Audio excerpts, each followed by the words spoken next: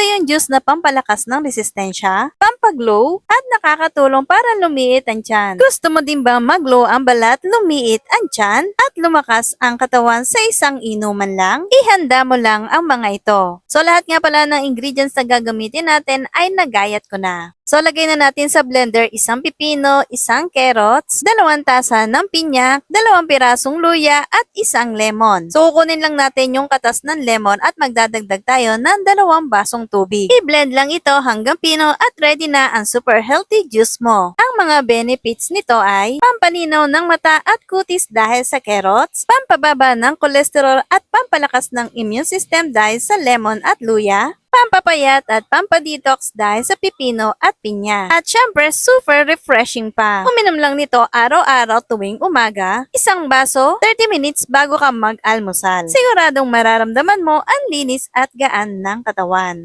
Like mo to kung gusto mo pa ng mga healthy juice recipe.